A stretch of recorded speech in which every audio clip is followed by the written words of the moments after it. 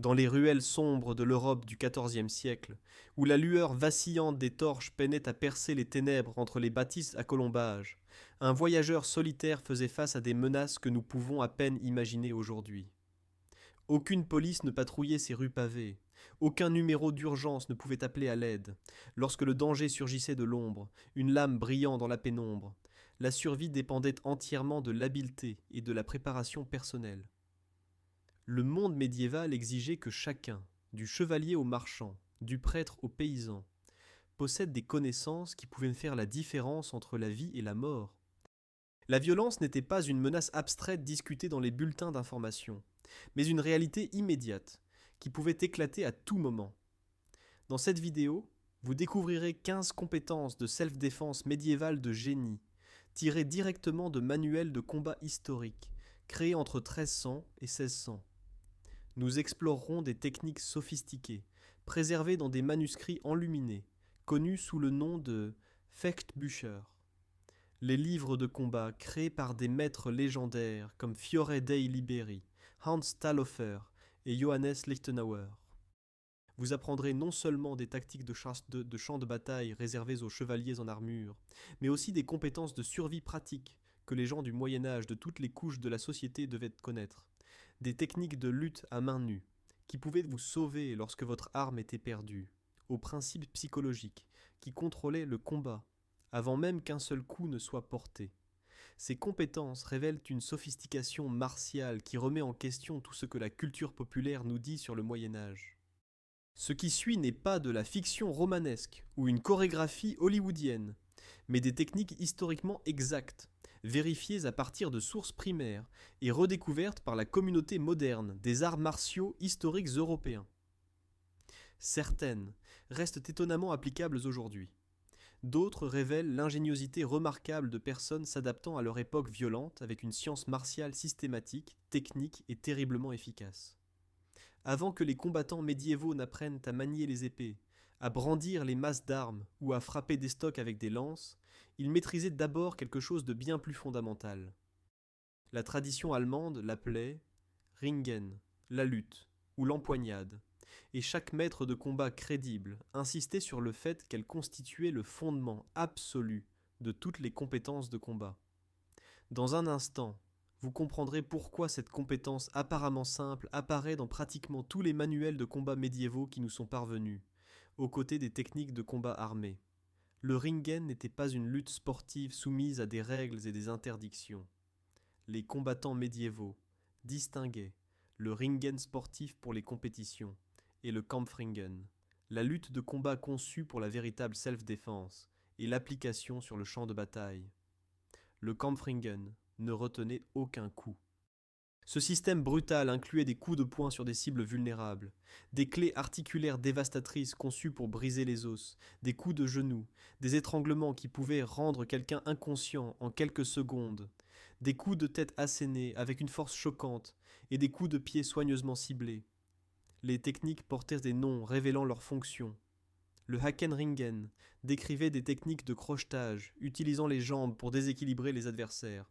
Le gabelle faisait référence à des prises à l'entrejambe et des soulèvements qui pouvaient soulever même des hommes en armure, et le rigel englobait une utilisation sophistiquée des jambes et des pieds pour contrôler et renverser les adversaires. Hot Jude, un maître lutteur dont le nom apparaît avec révérence dans plusieurs traités du XVe siècle, est devenu légendaire pour son approche systématique de la manipulation des articulations et des projections.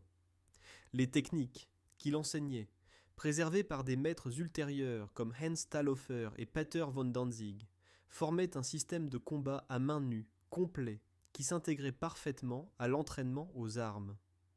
Les manuels de combat médiévaux montrent des séquences appelées Ringen am Schwert, la lutte à l'épée, où les combattants se rapprochaient à une distance de lutte et passaient avec fluidité des frappes d'armes au désarmement, aux clés articulaires assistées par leurs propres armes et aux coups de pommeau, tout en contrôlant la lame de l'adversaire. Il convient de noter l'accent mis par les médiévaux sur les projections plutôt que sur le combat au sol. Contrairement aux arts martiaux modernes qui développent abondamment la lutte au sol, le ringen médiéval donner la priorité à la mise au sol de l'adversaire, tout en restant soi-même debout. La raison en devient évidente. Sur un champ de bataille médiéval, aller au sol entouré de combattants armés signifiait une mort quasi certaine. Même en self-défense urbaine, où les agresseurs multiples étaient des courants, rester sur ses pieds offrait la mobilité nécessaire pour s'échapper ou engager la menace suivante. Cette sagesse pratique a créé ce que les systèmes de combat militaires modernes reconnaîtraient comme un style de lutte axé sur le combat debout et intégré aux armes, conçu pour la survie dans des environnements chaotiques. Le génie de placer le ringen en premier se révèle simplement.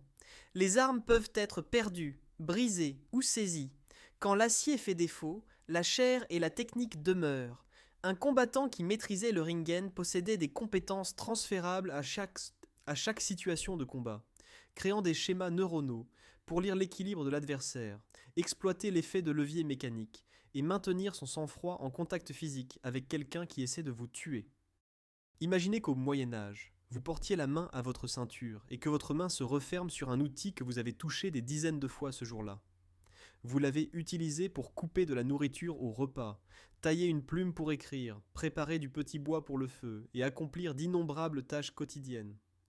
Pourtant, ce même outil, porté universellement par toutes les classes sociales, du noble au paysan, servait également d'arme de self-défense la plus accessible, la dague. L'universalité de la dague en faisait le grand niveleur de la self-défense médiévale. Alors que les épées marquaient un statut social et exigeaient à la fois richesse et autorisation pour être portées dans de nombreux contextes, la dague occupait un espace juridique et social unique, à la fois outil utilitaire et arme, portée ouvertement par tout le monde sans attirer l'attention.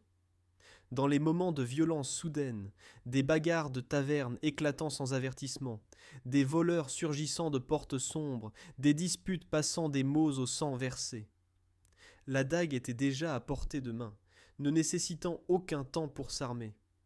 Des maîtres comme Hans Talhofer, Fiore dei Liberi, Filippo Vadi et Joachim Meyer, s'étalant de 1409 à 1600, ont tous créé des systèmes de dagues détaillés qui survivent aujourd'hui dans des manuscrits. Leurs enseignements révèlent des différences régionales fascinantes, la tradition italienne favorisant des frappes particulièrement rapides et précises par des mouvements courts et rapides. Les maîtres italiens enseignaient aux combattants à cibler les zones les plus vulnérables avec une précision clinique, en frappant d'estoc vers l'aine, où les principaux vaisseaux sanguins sont proches de la surface, en visant le cou où une seule coupure pouvait s'avérer fatale, et même en attaquant les yeux pour aveugler et désorienter. Le style mettait l'accent sur les feintes et les coups rapides, maintenant les adversaires en déséquilibre par des attaques imprévisibles sous de multiples angles. Le combat à la dague médiévale s'intégrait parfaitement à la lutte, car les combats à cette distance impliquaient inévitablement un contact physique et une empoignade pour le contrôle. Les pratiquants apprenaient à parer les coups de dague entrants, à exécuter des désarmements sophistiqués arrachant les armes des mains de l'adversaire, et à passer de la défense à des contre-attaques dévastatrices en un seul mouvement fluide. Contre des adversaires en armure, le rôle de la dague changeait entièrement. Plutôt que de trancher une plaque d'acier impénétrable, les combattants habiles utilisaient la lutte pour réduire la distance, puis enfonçaient des lames étroites dans les défauts de l'armure. Les aisselles, que les plaques ne pouvaient couvrir sans restreindre le mouvement des bras, l'aine, les fentes de la visière des casques, tout devenait des cibles prioritaires pour le stylet dont la pointe fine pouvait pénétrer là où des lames plus larges n'auraient jamais pu passer. Ce qui rend la dague vraiment géniale, ce n'est pas sa létalité entre des mains expertes, bien que celle-ci fût redoutable. C'est plutôt l'intégration complète de l'arme dans la vie quotidienne médiévale, rendant la préparation martiale aussi naturelle que de porter un smartphone moderne. On ne s'armait pas d'une dague en prévision de la violence. On la portait pour des tâches banales, et il se trouvait qu'elle était là quand la violence vous trouvait. Vers 1300, dans la région allemande de Franconie, un prêtre inconnu s'assit pour enseigner à son élève l'art du combat. Ce qui rend cette scène apparemment ordinaire extraordinaire, c'est que quelqu'un a choisi de consigner leur leçon dans un manuscrit enluminé qui allait devenir le plus ancien manuel de combat européen qui nous soit parvenu, le Miss I-33. Ce précieux manuscrit préserve l'art sophistiqué du combat à l'épée et à la bocle, la combinaison parfaite pour la self-défense dans les cités médiévales. La bocle elle-même incarnait l'équipement défensif pratique. Contrairement au grand bouclier porté par les guerriers sur les champs de bataille, ce petit bouclier circulaire ne mesurait pas plus de 45 cm de diamètre, fermement tenu dans le poing, par une poignée centrale derrière l'imbeau du bouclier. Cette taille compacte apportait d'énormes avantages, en faisant le choix du défenseur civil d'environ 1100 à 1600. Assez légère pour être portée sans être un fardeau, la bocle pouvait s'accrocher à une ceinture à côté de votre épée, ce qui la rendait pratique à porter tout en vaquant à ses occupations quotidiennes en milieu urbain. Le manuscrit I-33 révèle 5 manières principales dont les combattants médiévaux employèrent la bocle. Premièrement, et le plus évidemment, elle protégeait la main de l'épée, le membre le plus exposé pendant le combat et le plus vulnérable aux blessures invalidantes. Deuxièmement, le manuscrit décrit la bocle comme une armure flottante, tenue le bras tendu vers votre adversaire. Le bouclier restreignait les zones qu'il pouvait attaquer efficacement et fermait des lignes d'assaut entières.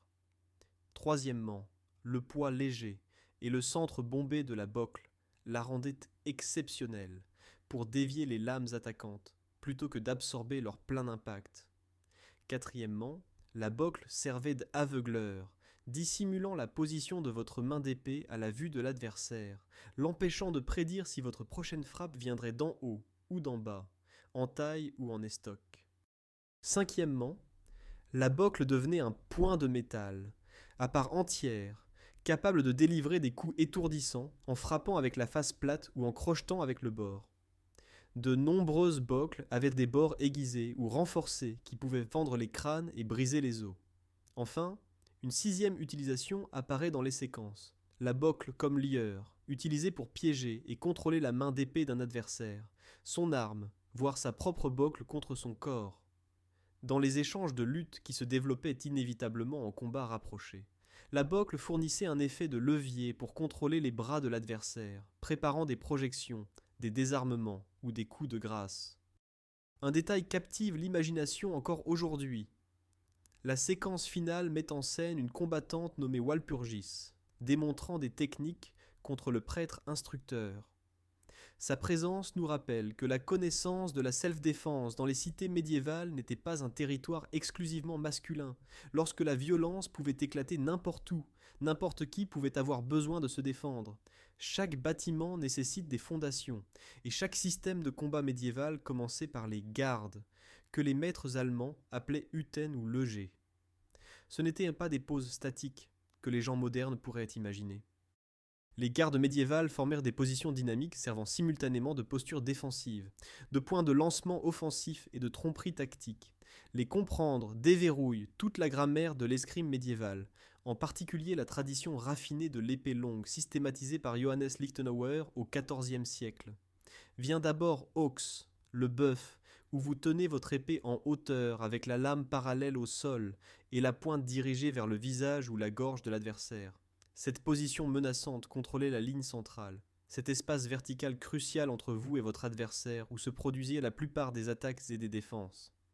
Depuis Aux, vous pouviez frapper d'estoc directement au visage, forcer les adversaires à s'engager dans une action défensive, ou passer instantanément à de puissants coups de taille.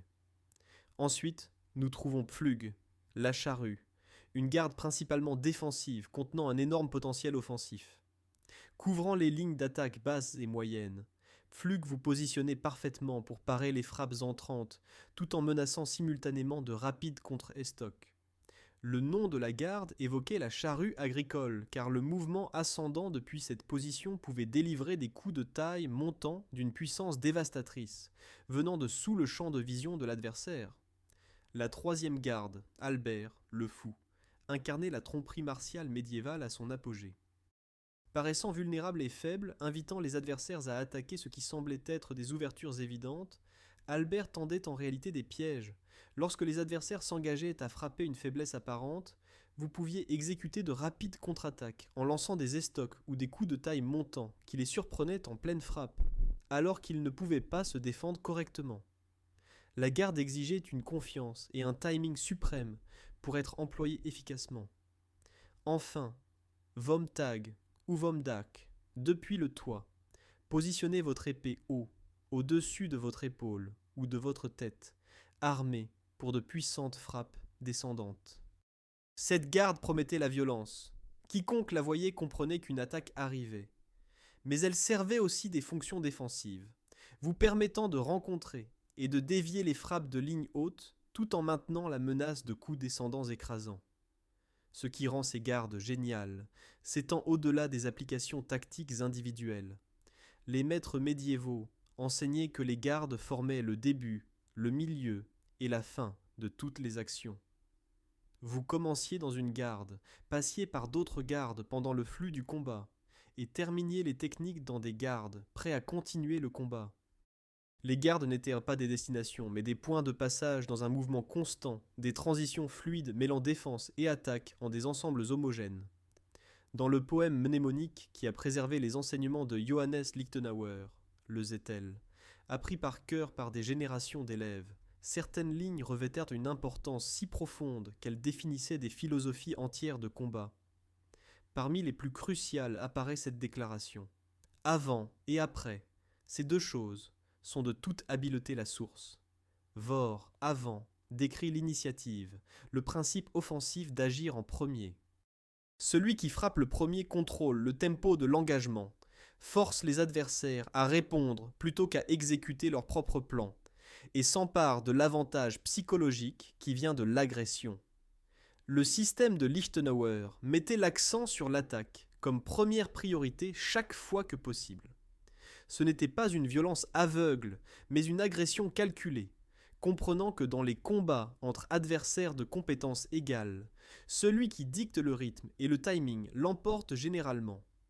Nak, après, représentait le principe défensif ou réactif, la position de réagir aux actions de l'adversaire. Se retrouver en Nak n'était pas nécessairement une défaite, mais c'était désavantageux. Les bons combattants pouvaient travailler depuis le Nak, se défendant contre les attaques et cherchant des occasions d'inverser l'initiative. Mais les grands combattants cherchaient à éviter complètement le Nak ou à s'en échapper rapidement. L'objectif stratégique tout entier était centré sur l'établissement et le maintien du Vor tout en le refusant aux adversaires. Des éléments psychologiques renforçaient ces principes tactiques. Considérez le Zorno, le coup de colère, l'un des 5 coups de maître de Lichtenauer. Nommé pour sa nature agressive et son impact psychologique dévastateur, le Zorno n'était pas seulement un puissant coup de taille diagonale, c'était une attaque délivrée avec une agression visible, avec une fureur à peine contrôlée et dirigée avec précision. L'effet psychologique de la frappe, la peur momentanée qu'elle inspirait même chez des adversaires expérimentés, pouvait créer des ouvertures pour des techniques de suivi. Les maîtres italiens comprenaient des principes similaires, discutant de la terribilità, une présence redoutable qui battait les adversaires psychologiquement, avant que le combat physique ne commence vraiment. La psychologie tactique devenait encore plus complexe avec des concepts comme le Feller, l'erreur délibérée. Les combattants habiles montraient intentionnellement des ouvertures, affichant des vulnérabilités apparentes qui invitaient à des attaques prévisibles. Lorsque les adversaires mordaient à l'hameçon, s'engageant à frapper de fausses ouvertures, ils tombaient dans des contres préparés. Cela exigeait une confiance énorme et un timing supérieur.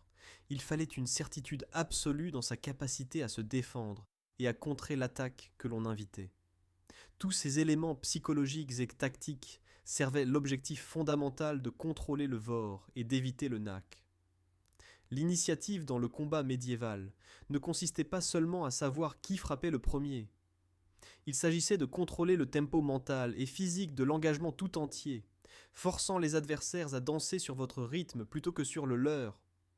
Le développement de l'armure de plate du XIVe au XVIe siècle a révolutionné la guerre médiévale, créant des combattants presque invulnérables aux attaques de taille qui avaient dominé le combat pendant des siècles. Cette avancée technologique exigeait une réponse tactique, et les combattants médiévaux en ont développé une, le combat à demi-épée, Une technique transformant l'épée longue d'une arme de taille en un instrument d'estoc de précision capable de vaincre même la meilleure des armures. La technique elle-même semble d'une simplicité trompeuse. Un combattant droitier saisissait la partie centrale de la lame de l'épée avec sa main gauche, tout en maintenant la main droite sur la poignée. Cela raccourcissait considérablement la longueur effective de l'arme, mais apportait des avantages cruciaux. Premièrement, cela offrait un contrôle de la pointe considérablement accru. Avec votre main directement sur la lame, vous pouviez manœuvrer la pointe avec une précision impossible en ne tenant que la poignée. Cette précision s'avérait essentielle lorsque votre cible n'était pas une large étendue de chair, mais des interstices étroits entre les plaques d'armure ou de petites ouvertures dans les visières de casque. Deuxièmement, la prise raccourcie diminuait la flexion de la lame, rendant les estocs significativement plus puissants. Les épéistes médiévaux connaissaient leurs armes intimement. Ils maintenaient des prises fermes, empêchant de glisser, alignaient correctement les tranchants de la lame, de sorte que le plat ou le dos repose contre leurs paumes et leurs doigts, et s'entraînaient intensivement pour développer une mémoire musculaire rendant ces prises instinctives. Un combattant entraîné pouvait saisir sa lame avec autant de confiance que la poignée. Le combat à demi-épée apparaissait principalement dans le Harnischfechten, le combat en armure, car il répondait aux défis spécifiques de l'armure. Face à des adversaires en armure, les larges arcs de coupe qui fonctionnaient contre des adversaires non armés devenaient pires qu'inutiles. Au lieu de cela, les combattants utilisant des prises à demi-épée cherchèrent les failles et les vulnérabilités que chaque armure possédait nécessairement. La visière avec ses fentes de vision devenait une cible pour des estocs précis visant les yeux ou le visage. Les aisselles, que les plaques ne pouvaient couvrir sans restreindre le mouvement des bras, offraient une autre cible prioritaire. L'aine, l'arrière du genou, les interstices au niveau du cou, où le casque rencontrait le gorgerin, tout cela nécessitait de la précision pour être exploité, et le combat à demi-épée fournissait exactement cela. Ce qui rend le combat à demi-épée particulièrement génial, c'est la manière dont il illustre l'adaptation martiale médiévale aux changements technologiques. Plutôt que de déclarer l'épée obsolète lorsque l'armure a progressé, les combattants médiévaux ont entièrement reconceptualisé l'utilisation de leurs armes, découvrant que ce qui fonctionnait mal comme outil de coupe pouvait exceller comme instrument d'estoc. Les combattants médiévaux comprenaient une vérité fondamentale. Les armes sont des outils, et les esprits créatifs trouvent de multiples usages à chaque outil. Nulle part cette sagesse pratique ne brille plus brillamment que dans le Mordschlag, se traduisant par coup de meurtre, frappe meurtrière ou coup mortel. Cette technique prenait l'élégante épée longue et la convertissait en un marteau de guerre improvisé, délivrant des coups écrasants même à travers la meilleure des armures. Imaginez la technique en exécution. Vous relâchez votre main droite de sa position normale sur la poignée de l'épée et saisissez la lame à la place, quelque part près de la garde. Votre main gauche saisit la lame plus près de la pointe. Vous tenez maintenant votre épée complètement inversée, le pommeau là où la pointe devrait être, et vous frappez avec ce lourd pommeau en métal comme si vous maniez une masse ou un marteau. La garde pouvait servir la même fonction, ses bras d'acier délivrant un impact concentré sur la tête, le bras ou toute cible à y portée de l'adversaire. Cette transformation répondait à un problème spécifique documenté abondamment dans les manuels d'escrime allemands du XVe siècle, en particulier ceux de l'école de Lichtenauer et les traités illustrés de Hans Talhofer. L'armure de Platz avait atteint une telle efficacité que ni les coups de taille ni de nombreux estocs ne pouvaient la pénétrer de manière fiable. Le combat à demi-épée pouvait chercher les interstices. Mais que se passait-il lorsque vous ne pouviez pas atteindre ces interstices ? Le Mordschlag répondait avec une simplicité brutale. Arrêtez d'essayer de pénétrer l'armure et commencez à attaquer à travers elle. La force de concussion se transfère à travers la plaque d'acier d'une manière que les tranchants ne peuvent pas. Le tranchant d'une épée frappant une armure pouvait laisser une égratignure mais blesser rarement le porteur. Un pommeau ou une garde enfoncée dans un casque avec toute votre force derrière lui délivrait un choc directement au crâne en dessous. Même si l'armure tenait, et une plaque de bonne facture tenait généralement, la force se propageait à travers le métal, causant de graves contusions, fracturant possiblement des os, et pouvant provoquer une perte de conscience due à un traumatisme crânien. Le Mordschlag fonctionnait exceptionnellement bien en combat rapproché, où le chaos rendait les techniques précises difficiles. Il apportait également l'avantage de la surprise. Les adversaires entraînés à se défendre contre les coups de taille et les estocs pouvaient de part anticiper la transformation soudaine de votre arme en marteau. Pourtant, la technique comportait des risques importants qui l'empêchèrent de devenir universellement applicable. Pendant la transition de la prise normale à la prise inversée, vous vous laissiez nécessairement vulnérable. La technique exigeait également une force physique substantielle pour une efficacité maximale. Le génie du Mordschlag ne réside pas dans sa complexité. En effet, il est d'une simplicité presque primitive, mais dans l'adaptabilité créative qu'il représente. Les combattants médiévaux considéraient leurs armes comme des outils polyvalents, refusèrent d'être contraints par des usages uniques prévus, et découvraient que parfois, la solution à des problèmes avancés était d'embrasser la simplicité. Au-delà du monde visible des gardes et des frappes, les maîtres médiévaux enseignaient des compétences, opérant dans des domaines plus subtils. La principale d'entre elles était le Fühlen, le mot allemand pour sentir ou sensibilité, un concept que Sigmund Ringek, l'un des interprètes les plus respectés de l'enseignement de Lichtenauer, soulignait comme absolument essentiel pour choisir les techniques correctes dans le chaos fluide du combat réel. Le Fühlen décrit la capacité à sentir la pression, l'intention et l'énergie de l'adversaire par le contact entre votre lame et la sienne. Lorsque les épées se croisaient dans le combat médiéval, ce que les Allemands appelaient lier, ce point de contact devenait une source d'informations tactiles bien plus fiables et immédiates que l'évaluation visuelle. À travers la lame, vous pouviez sentir si les adversaires pressaient fortement ou faiblement, s'ils s'engagèrent dans une action ou testèrent simplement, si leur poids se déplaçait vers l'avant en agression ou vers l'arrière en défense. Cette information parvenait à la conscience plus rapidement que la pensée consciente. Le système de Lichtenauer développait le Fühlen en enseignant aux élèves à reconnaître le stark et le schwach, le fort et le faible. Chaque lame avait des sections plus fortes et plus faibles. Le fort de votre lame, typiquement le tiers le plus proche de la garde, pouvait dominer le faible de la lame de l'adversaire, généralement le tiers le plus proche de la pointe. Savoir quelle partie de la lame de l'adversaire pressait actuellement contre quelle partie de la vôtre vous indiquait instantanément quelles techniques étaient disponibles. Les applications en combat réel rendèrent le Fühlen inestimable. Imaginez que la lame de l'adversaire se lie à la vôtre, et qu'à travers ce contact vous sentiez une pression forte et engagée. Cette sensation vous indique qu'il pousse agressivement, mettant du poids derrière la lame. Un combattant habile céderait à cette pression plutôt que de l'égaler force contre force, redirigeant sa force tout en glissant au-delà de son attaque engagée pour frapper sous des angles inattendus. Inversement, si vous sentiez une pression faible, touchant à peine votre lame, vous pourriez pousser agressivement vers l'avant, traversant sa défense insuffisante avant qu'il ne puisse la renforcer. L'entraînement au Fühlen nécessitait une pratique intensive avec un partenaire. Avec le temps, l'effort conscient de sentir et d'interpréter le contact de la lame s'ancrait dans la mémoire musculaire et l'instinct, devenant automatique. Cela représentait une compétence de niveau supérieur que les élèves n'abordaient qu'après avoir maîtrisé les techniques de base. Le génie du Fühlen émerge lorsque l'on considère ses avantages fondamentaux. La vue peut être trompée par des feintes, de faux mouvements et une désinformation délibérée. La vision opère avec de légers retards, car l'information visuelle voyage de l'œil au cerveau puis aux muscles. Le toucher fournit un retour d'information plus immédiat, et une sensibilité tactile correctement entraînée s'avère presque impossible à tromper. Ce principe apparaît dans les traditions martiales du monde entier.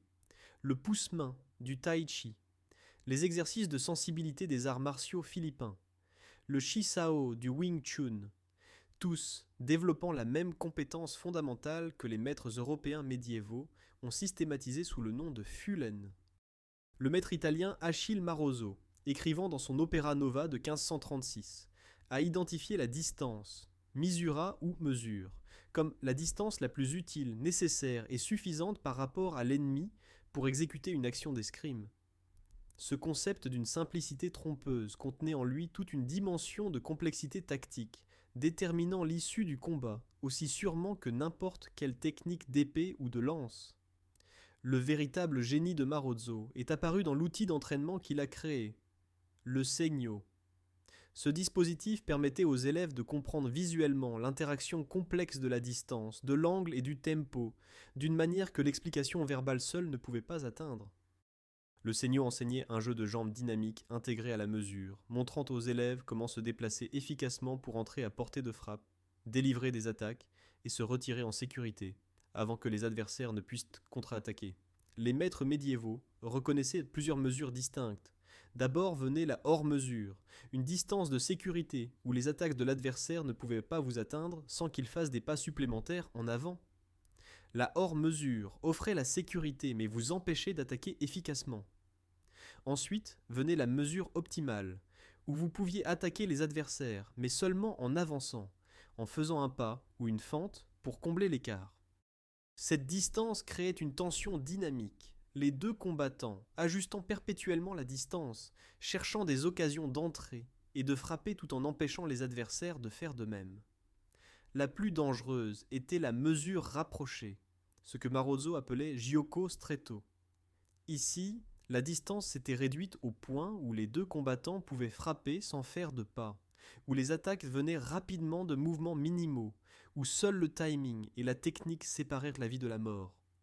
Marozzo notait que les combattants, qui savent entrer et sortir en mesure rapprochée, sont d'excellents et parfaits escrimeurs, reconnaissant que l'habileté à entrer en mesure rapprochée, à accomplir ses objectifs et à en sortir en toute sécurité, marquait la différence entre les maîtres et les pratiquants simplement compétents. De multiples variables influencèrent la mesure à un moment donné. Évidemment, la portée de l'arme jouait le rôle principal. Un combattant à la dague devait se rapprocher à quelques centimètres, tandis qu'un manieur d'armes d'ast pouvait attaquer à plusieurs pieds de distance. La portée de votre adversaire comptait tout autant. La position du corps et le jeu de jambes modifiaient constamment la mesure effective. L'angle d'approche affectait également la mesure. Une approche circulaire pouvait vous permettre d'entrer en mesure contre une cible tout en restant hors de mesure de la ligne de menace principale de son arme. Peut-être le plus crucial était l'intégration du tempo, le timing avec la distance. La mesure et le tempo fonctionnaient ensemble de manière inséparable. Passer de la hors-mesure à la portée de frappe prenait du temps, créant des fenêtres où les adversaires pouvaient reconnaître votre engagement et répondre. Entrer en mesure de manière explosive, en se déplaçant plus vite que les adversaires ne pouvaient le traiter et y réagir, permettait des attaques réussies. Différentes armes exigeaient des mesures et des approches tactiques de gestion de la distance complètement différentes. Le combat à la dague se déroulait en mesure très rapprochée, où la lutte était inévitable. Le combat à l'épée employait une mesure moyenne, avec de constants petits ajustements. Le combat aux armes d'ast se déroulait à longue mesure, les combattants tournant prudemment, jusqu'à ce que l'un trouve un angle ou un moment pour se rapprocher de manière explosive. La valeur de survie de la gestion de la distance s'étend à la self-défense moderne de manière qui transcende les techniques historiques spécifiques. Le principe reste simple et éternel. Restez hors de mesure jusqu'à ce que vous soyez prêt à vous engager dans l'action. N'entrez pas en mesure sous le mauvais angle ou au mauvais moment, et contrôlez le moment où l'engagement se produit plutôt que de laisser les adversaires le contrôler. Une longueur de bois lisse de 8 pieds, ferrée aux deux extrémités pour éviter qu'elle ne se fende, ne semble guère être l'arme la plus redoutable de l'arsenal médiéval. Pourtant, des maîtres du XIVe au XVIIIe siècle ont loué le bâton long en des termes surprenants. George Silver, écrivant en 1599, proclamait que le bâton court était la meilleure arme contre toutes sortes d'armes, la guisarme forestière exceptée. Joseph Swetnam et Zachary Wilde, écrivant au XVIIe et début du XVIIIe siècle, étaient d'accord avec enthousiasme. Qu'est-ce que ces combattants expérimentés reconnaissaient dans ce simple bâton de bois ? L'accessibilité constituait le premier avantage du bâton. Contrairement aux épées, nécessitant un forgeron qualifié et des matériaux coûteux, le bâton long pouvait être fabriqué par quiconque ayant accès à du bois et à des outils de base. Une branche droite du bon arbre, lissée et dimensionnée de manière appropriée, des ferrures ajoutées pour la durabilité, et vous possédiez une arme que les maîtres prétendaient pouvoir égaler ou surpasser la plupart des autres. Cette accessibilité signifiait que les roturiers pouvaient s'armer efficacement sans violer les lois restreignant la possession d'épées, ou sans la dépense qui mettait les lames de qualité hors de leur portée. Les techniques de combat au bâton long révélaient une complexité qui démentait l'apparence simple de l'arme.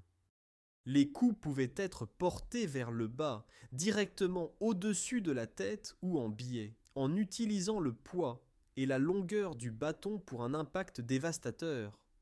Ce que les maîtres appelaient des traits, nous le reconnaîtrions comme des estocs, exécutés en relâchant la main, avant tout en avançant avec la jambe avant, comme une fente d'escrime, tout en étendant simultanément la main, arrière vers l'avant, pour diriger la pointe ferrée vers l'adversaire.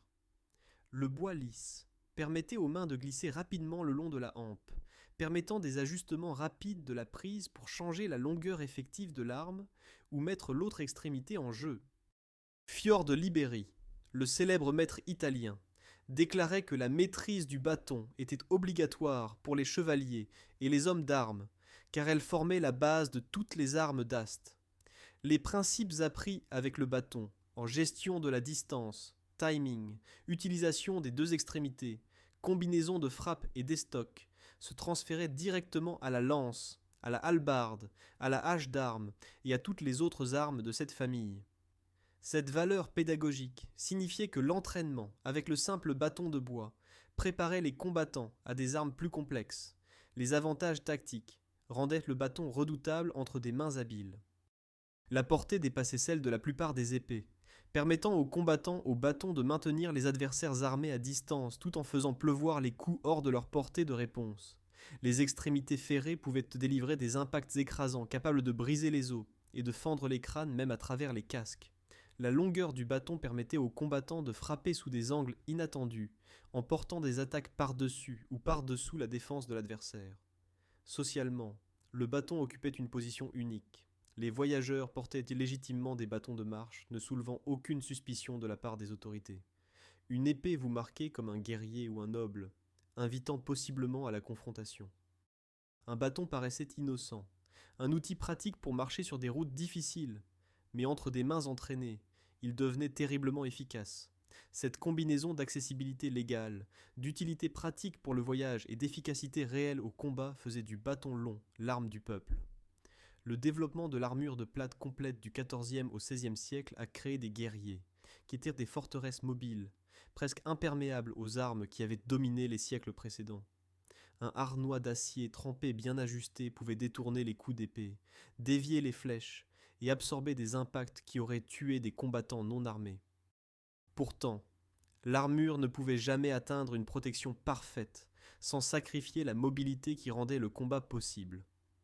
Comprendre exactement où se trouvaient ces vulnérabilités nécessaires et comment les exploiter est devenu une connaissance essentielle séparant les combattants victorieux des cadavres dans de coûteux cercueils de métal. La nécessité anatomique a créé la première catégorie de points faibles. Les aisselles présentaient une cible que l'armure ne pouvait tout simplement pas couvrir de manière adéquate sans restreindre le mouvement des bras si sévèrement que les combattants ne pouvaient pas lever leurs armes ou se défendre. Les plaques dans cette zone devaient rester petites et flexibles, souvent juste de la cotte de mailles ou du cuir, créant des ouvertures que les dagues pouvaient être pénétrées mortellement. À distance de lutte, ce qui arrivait fréquemment en combat en armure, un combattant qui contrôlait le bras de l'adversaire pouvait accéder à cette vulnérabilité avec un estoc perçant le poumon ou le cœur. L'aine présentait des défis similaires pour les armuriers. Protéger complètement cette zone signifiait interférer avec le mouvement des jambes et la flexibilité des hanches requises pour monter à cheval. L'intérieur des cuisses, que les chevaliers utilisaient pour serrer et contrôler leur monture, restait généralement non couvert par la plaque ou n'était protégé que par de la maille. Les casques, bien qu'étant la partie du corps la plus lourdement blindée, contenaient des vulnérabilités inhérentes à leur conception. La visière avait besoin de fentes pour la vision et de trous de respiration pour l'air, créant de nombreuses petites ouvertures, qui affaiblissaient l'intégrité structurelle, tout en fournissant simultanément des points d'entrée pour des lames étroites. Des épées spécialisées ont été développées, avec des lames renforcées, et à la pointe acérée, spécifiquement conçue pour frapper d'estoc à travers ces ouvertures. Les techniques de demi-épée fournissaient le contrôle de précision requis pour manœuvrer une pointe dans ces minuscules interstices, pendant le chaos du combat. L'arrière du genou présentait une autre vulnérabilité que l'articulation exigeait. Le genou doit se plier, et la plaque protégeant cette zone devait s'adapter à ce mouvement, créant des interstices entre la grève de la jambe inférieure et la cuissarde de la cuisse. Une frappe ou un estoc visant cet interstice pouvait sectionner les tendons et les ligaments, rendant la marche possible, transformant un combattant debout en une cible impuissante. De même, la région du cou entre le bord inférieur du casque et le gorgerin protégeant la gorge créait un interstice étroit que des estocs précis pouvaient exploiter. Les limitations de la vision créaient des vulnérabilités tactiques, même lorsque l'armure elle-même tenait bon. Les casques à visière ruinaient complètement la conscience périphérique, restreignant la vision à ce qui apparaissait directement devant d'étroites fentes oculaires. Arriver derrière quelqu'un au combat devenait étonnamment facile, malgré la taille et le bruit des champs de bataille médiévaux. La vision en tunnel à travers les ouvertures du casque signifiait que plusieurs attaquants pouvaient approcher sous des angles que le combattant en armure ne pouvait tout simplement pas voir. Les tactiques de combat ont évolué spécifiquement pour exploiter ces points faibles. Les combattants s'engagèrent dans la lutte spécifiquement pour accéder aux vulnérabilités que le combat à distance ne pouvait pas atteindre, luttant avec les adversaires pour les amener au sol où les interstices devenaient plus accessibles et où le poids de l'armure entravait les mouvements du défenseur. Les dagues sont devenues la principale arme de mise à mort contre l'armure de plate, leurs pointes étroites étant parfaites pour pénétrer les petites ouvertures, une fois que la lutte avait amené les combattants à portée. Lorsque les interstices s'avéraient inaccessibles ou trop bien défendus, les combattants médiévaux se tournaient vers le traumatisme par force contondante comme alternative. Les masses d'armes, les marteaux de guerre et autres armes similaires délivraient des impacts de concussion que le métal relativement fin de l'armure de plate ne pouvait pas absorber complètement. Même si l'armure elle-même tenait sans pénétration, la force transférée au porteur pouvait causer de graves contusions, fracturer des os ou provoquer une perte de conscience due à un traumatisme crânien lorsque les frappes atterrissaient sur les casques. Le génie de cette connaissance résidait dans son exigence d'une compréhension détaillée de la construction de l'armure, de l'anatomie humaine et de l'intersection des deux. Les combattants avaient besoin à la fois de compétences martiales et de ce que nous pourrions appeler des connaissances en ingénierie biomécanique, comprenant comment l'armure devait s'adapter au mouvement du corps et où ces adaptations créaient des opportunités. Toutes les rencontres violentes dans la société médiévale n'exigeaient pas ou ne permettaient pas une résolution létale. Des considérations juridiques, politiques et pratiques faisaient souvent de la soumission des adversaires sans les tuer le résultat préféré. Le duel judiciaire permettait la reddition en criant « Quare !» Les adversaires de haut rang pouvaient valoir plus vivants comme rançon que morts sur le sol, et les confrontations de rue découlaient parfois de différends où tuer ferait de vous un meurtrier aux yeux de la loi, sinon en fait. Ces contextes rendèrent les techniques de désarmement, des méthodes pour neutraliser les menaces en retirant l'arme de l'adversaire plutôt que sa vie, des compétences précieuses apparaissant dans tous les manuels de combat médiévaux. Les maîtres médiévaux classifiaient les désarmements en plusieurs types distincts. Les désarmements par levier utilisaient l'avantage mécanique pour tordre ou arracher les armes des mains de l'adversaire, ciblant la faiblesse fondamentale de l'anatomie de la main humaine. Le point le plus faible de la prise se situait généralement du côté du petit doigt de la main. Une force appliquée là, en particulier dans un mouvement de torsion, surmontait la force de préhension qui pourrait résister à une traction directe.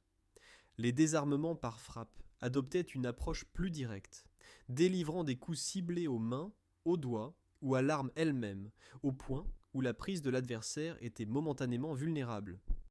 Un coup de pommeau sur les doigts pouvait briser des os, ou simplement infliger suffisamment de douleur et de choc pour que les adversaires lâchent leur arme par réflexe. L'attrait des désarmements par frappe résidait dans leur intégration à l'action offensive. Vous pouviez attaquer et potentiellement désarmer en un seul mouvement. Les désarmements par enchevêtrement utilisaient votre propre arme pour piéger, lier et contrôler l'arme de l'adversaire et la main qui la maniait. en enroulant ou en attrapant leur lame avec la vôtre, vous pouviez immobiliser leur arme tout en appliquant un effet de levier pour briser leur prise. Ces techniques découlaient donc naturellement du liage de lames qui se produisait tout au long du combat à l'épée. Les principes clés sous-jacents à toutes les techniques de désarmement révèlent une compréhension sophistiquée de la biomécanique. Les maîtres médiévaux enseignaient aux élèves à allonger leurs propres leviers, tout en raccourcissant ceux de l'adversaire, créant un avantage mécanique maximal. Le contrôle du point d'appui, ou du pivot, autour duquel le levier opérait, déterminait le succès ou l'échec. Surprendre les adversaires dans des moments d'extension, lorsqu'ils s'étaient engagés dans des attaques, et que leur prise s'affaiblissait nécessairement, momentanément, créait le moment optimal pour les tentatives de désarmement. Des risques importants accompagnaient les tentatives de désarmement. Le simple fait d'essayer de désarmer plutôt que de simplement frapper une cible sans défense vous laissait vulnérable si la technique échouait. Votre adversaire connaissait maintenant votre intention et se défendrait contre les tentatives ultérieures. Les désarmements exigeaient généralement une compétence plus élevée que le simple fait de frapper quelqu'un, demandant un timing précis, une technique supérieure et souvent un contrôle physique dépassant la résistance de l'adversaire. Le génie des techniques de désarmement médiéval résidait dans leur intégration au système de combat complet. Ce n'étaient pas des techniques séparées et spécialisées nécessitant un entraînement unique et isolé. Au contraire, elles émergeaient naturellement de la lutte fondamentale que tous les combattants apprenaient, des principes de levier enseignés dès le début, et du Fühlen qui vous indiquait quand la prise de l'adversaire s'affaiblissait momentanément. La sagesse martiale médiévale a préservé un axiome que l'expérience pratique avait prouvé d'innombrables fois. La portée, au combat, donnera presque certainement un avantage.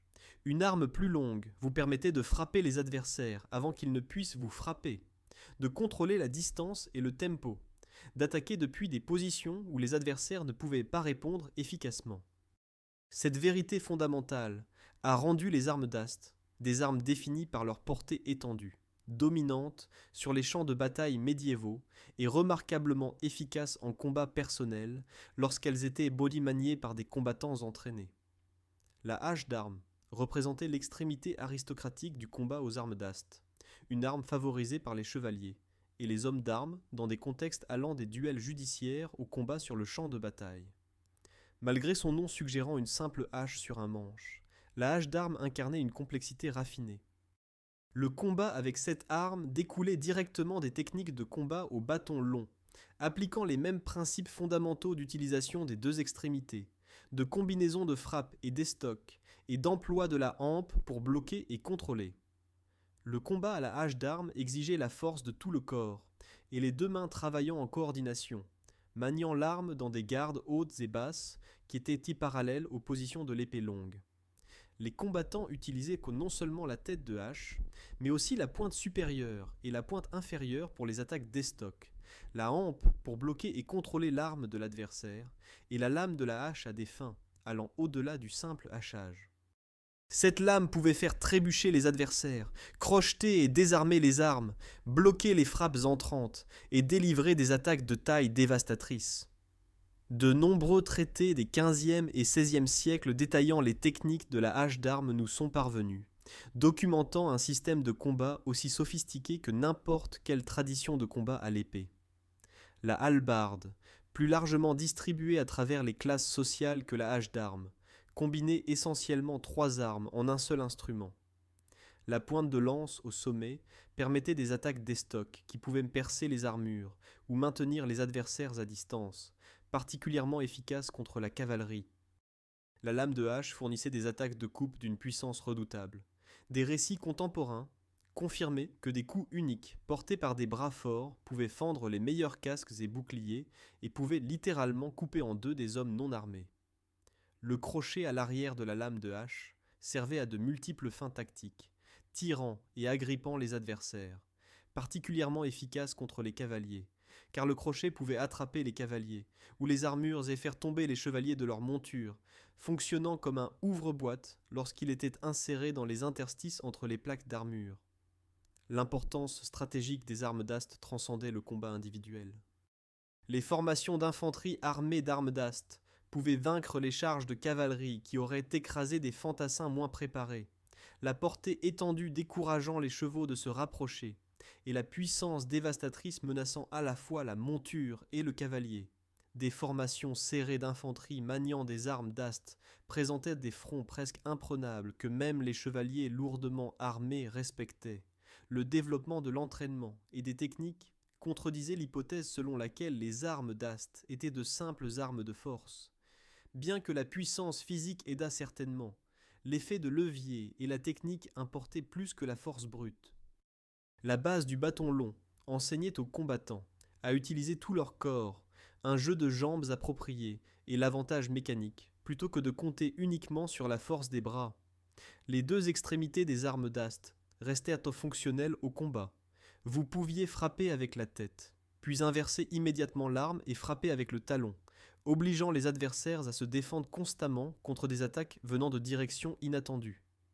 La valeur psychologique et tactique de la portée s'étendait au-delà de l'avantage évident de frapper le premier. Contrôler la distance signifiait contrôler le tempo, dicter quand et comment le combat se déroulait, plutôt que de permettre aux adversaires de fixer les termes de l'engagement. Les adversaires faisant face à des armes d'ast devaient braver la menace de l'arme tout au long de leur avancée, risquant d'être blessés avant même de pouvoir mettre leurs propres armes à portée. L'accessibilité faisait des armes d'ast les armes démocratiques de la guerre médiévale. Alors que les épées exigeaient un forgeron qualifié et représentaient une dépense importante, les armes d'ast s'avéraient plus faciles et moins chères à fabriquer. La portée et la puissance en faisaient des armes efficaces pour les soldats du commun qui manquaient des années d'entraînement que la maîtrise de l'épée exigeait. L'image même de la guerre médiévale évoque des chevaliers en armure, chargeant à cheval, lance baissée, tonnant à travers les champs vers l'infanterie ou la cavalerie ennemie. Pourtant, la réalité du combat monté impliquait bien plus de sophistication que la culture populaire ne le suggère. Les exigences de l'entraînement commençaient dans l'enfance. Les applications tactiques exigeaient un jugement attentif sur le moment où la charge avait du sens par rapport au combat à pied. Et les techniques préservées dans les manuels des XIVe et XVe siècles révèlent des approches très systématiques du combat à cheval. L'entraînement commençait au niveau du page, les jeunes garçons de familles nobles apprenant à monter presque aussitôt qu'ils savaient marcher. La jeunesse passée à cheval développait l'assiette, l'équilibre et le contrôle inconscient qui rendaient le combat monté possible. On ne pouvait pas penser consciemment à contrôler son cheval pendant le combat. Cette attention devait se concentrer sur les adversaires qui tentèrent de vous tuer. Le cheval devait répondre à des signaux subtils des jambes, des transferts de poids et des mouvements de rêne minimaux, devenant presque une extension du corps du cavalier. Les formations de combat contredisaient l'image populaire de chevaliers individuels chargeant indépendamment. La cavalerie réussie opérait en formation de plusieurs chevaliers, travaillant en coordination, utilisant des tactiques de choc lorsque les conditions s'avéraient favorables, mais employant également des manœuvres systématiques comme les retraites feintes, les attaques de flanc et les réserves cachées. Ces tactiques coordonnées exigeaient à la fois une compétence individuelle et une cohésion d'unité. Les armes et les techniques pour le combat monté variaient considérablement en fonction de la situation tactique. La lance couchée, tenue fermement sous le bras et pointée vers l'avant pendant les charges, apparaît de manière proéminente dans les représentations médiévales tardives. Pourtant, la tapisserie de Bayeux, montrant le combat du XIe siècle, révèle une variété surprenante dans l'utilisation de la lance. Sur 35 personnages montés portant des armes à longue hampe, seuls 5 utilisèrent la position couchée.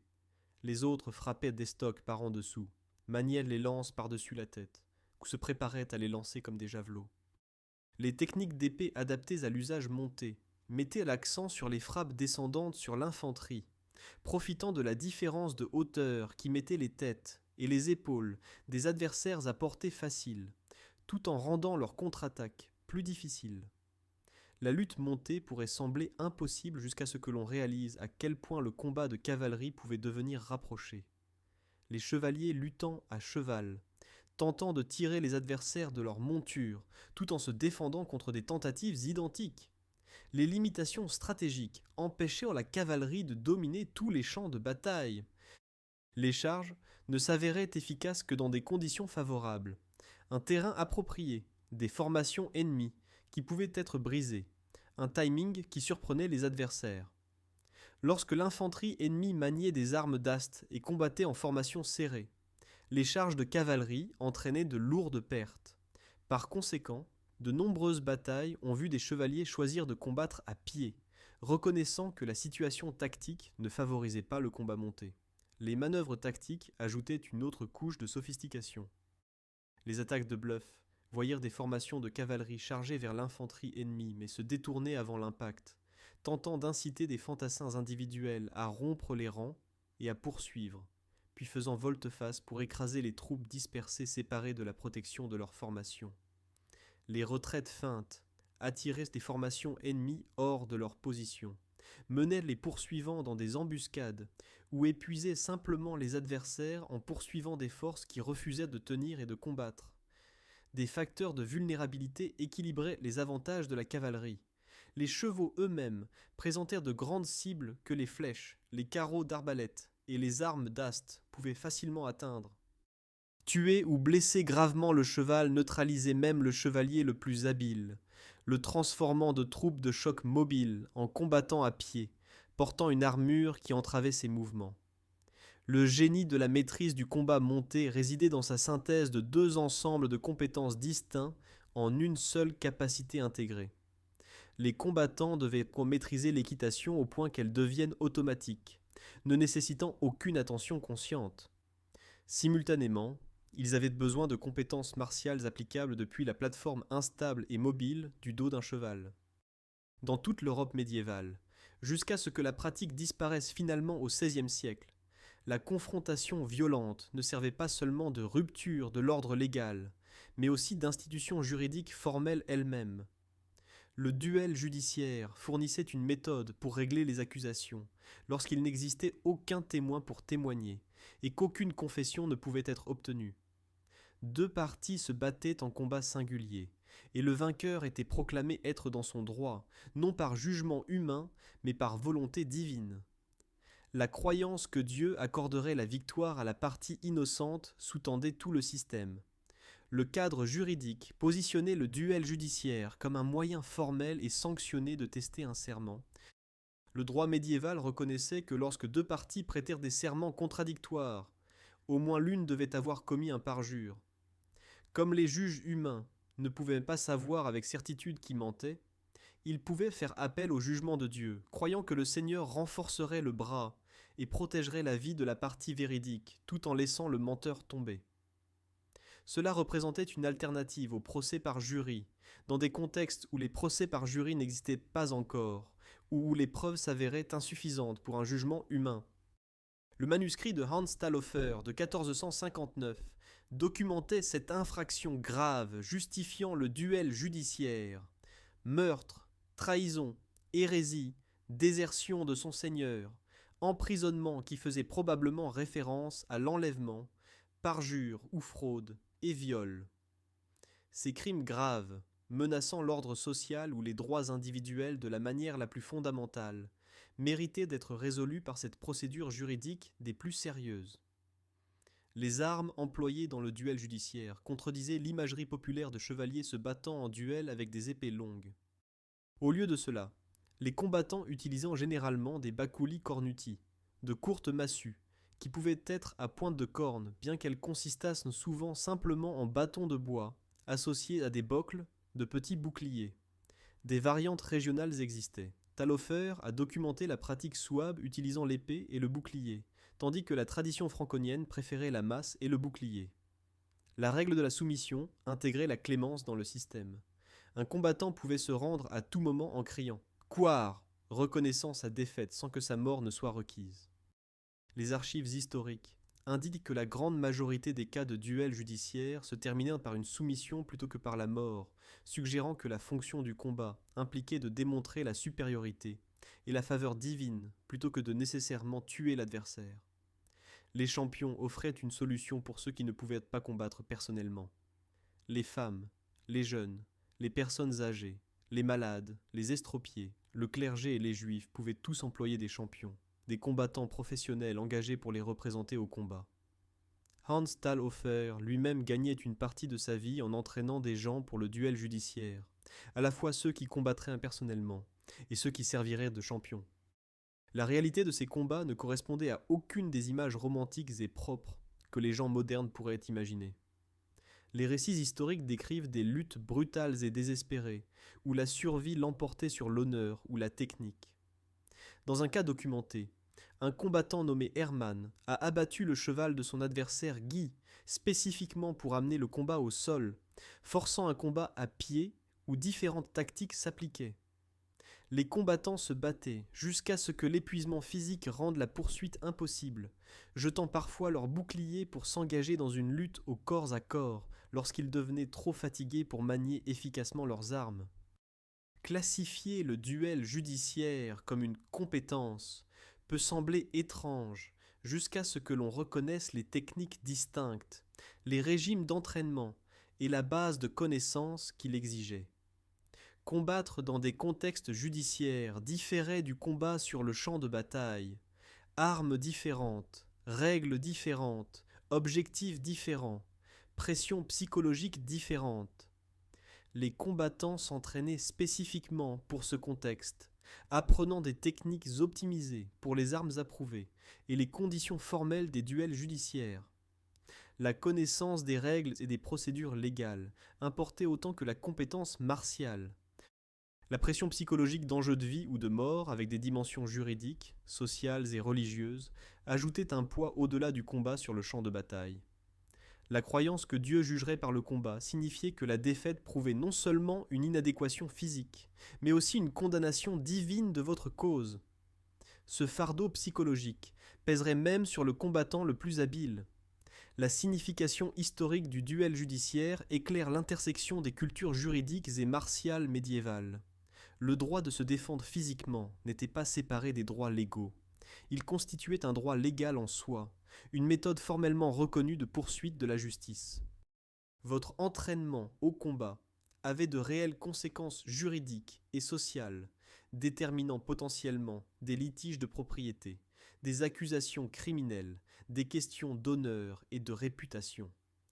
La disparition progressive de la pratique tout au long du XVIe siècle a marqué la transition vers des systèmes juridiques modernes, basés sur les preuves, les témoignages et le jugement humain, plutôt que sur l'intervention divine par le combat. Cette évolution reflétait des attitudes changeantes envers la violence, la loi et la relation appropriée entre la force physique et la justice.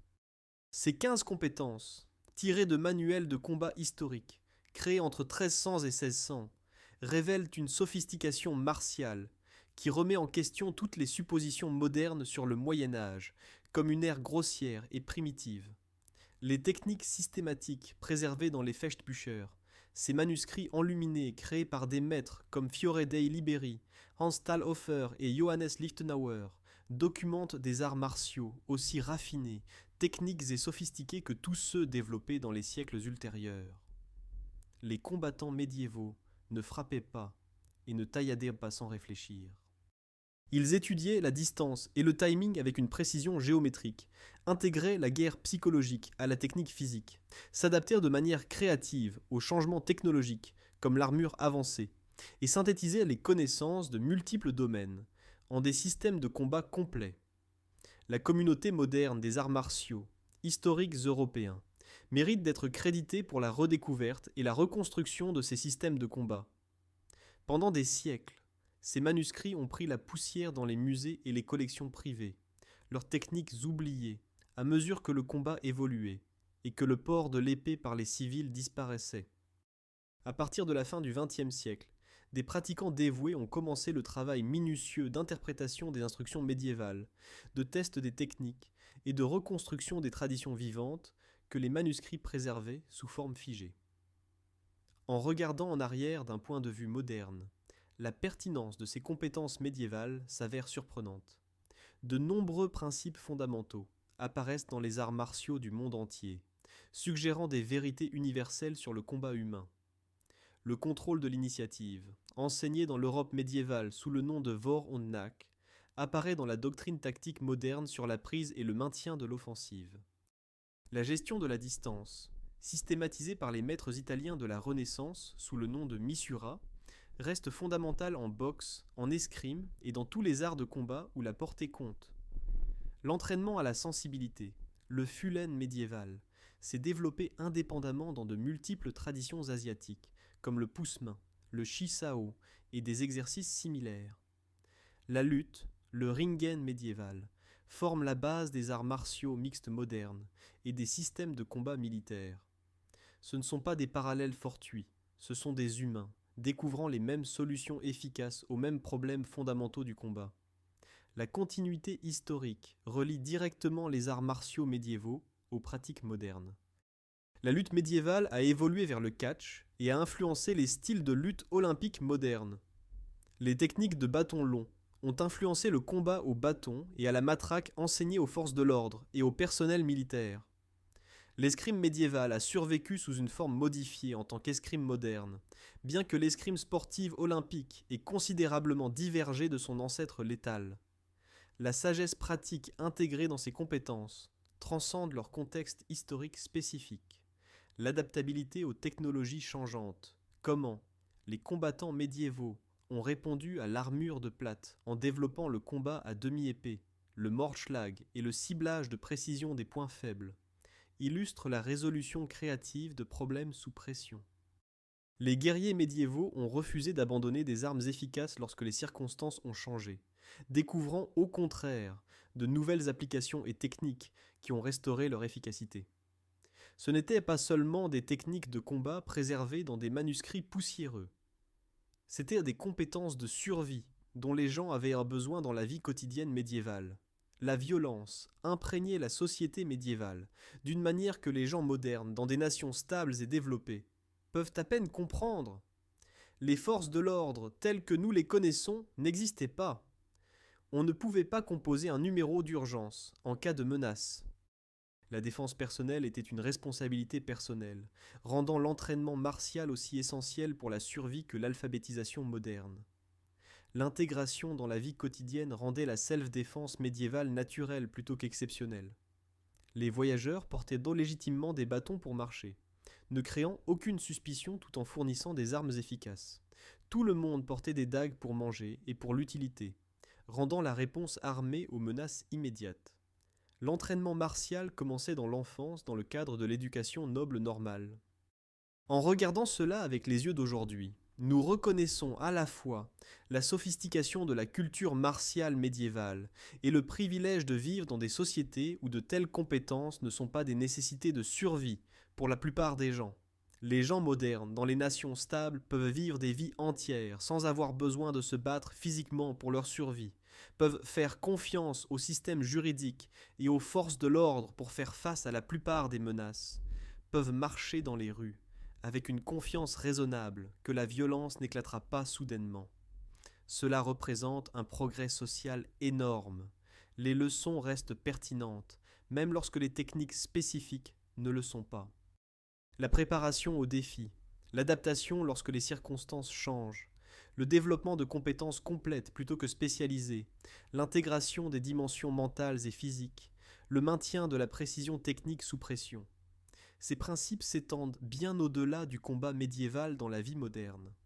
La communauté des arts martiaux historiques européens maintient ces arts en vie, non seulement comme des curiosités historiques, mais comme des pratiques vivantes qui continuent de se développer. Les pratiquants modernes ne se contentent pas de recréer des pièces de musée. Ils testent, affinent et découvrent parfois que les maîtres médiévaux savent des choses que les combattants modernes ont dû réapprendre par essai et erreur. Ces 15 compétences offrent une fenêtre sur le monde médiéval à travers un prisme martial, révélant une société qui était violente mais pas chaotique, dangereuse mais pas aléatoire, difficile mais pas impossible à naviguer avec une préparation adéquate. Comprendre la self-défense médiévale nous aide à apprécier à la fois l'ingéniosité authentique de nos ancêtres, qui ont systématisé des arts martiaux sophistiqués malgré l'absence de technologies modernes ou de cadres scientifiques, et la sécurité relative de la vie moderne. Merci de m'avoir rejoint dans ce voyage à travers les arts martiaux médiévaux et les compétences de self-défense de génie qui ont aidé les gens à survivre dans l'une des époques les plus difficiles de l'histoire. J'espère que vous avez acquis une nouvelle appréciation pour la sophistication des systèmes de combat médiévaux et l'intelligence des personnes qui les ont créés. Si vous avez apprécié cette exploration des techniques de self-défense de l'histoire, je serais ravi que vous donniez un j'aime à cette vidéo et que vous la partagiez avec toute personne intéressée par l'histoire médiévale, les arts martiaux ou l'intersection fascinante des deux. Abonnez-vous pour plus d'analyses approfondies sur des sujets historiques qui remettent en question les idées fausses et révèlent les capacités remarquables des gens à travers l'histoire. Laissez un commentaire pour me dire quelle compétence médiévale vous a le plus surpris. Était-ce la sophistication psychologique du Vor-en-Nar, le génie adaptatif du Mordschlag, ou peut-être l'institution juridique du duel judiciaire? D'ici la prochaine fois, que votre propre voyage d'apprentissage et de découverte se poursuive.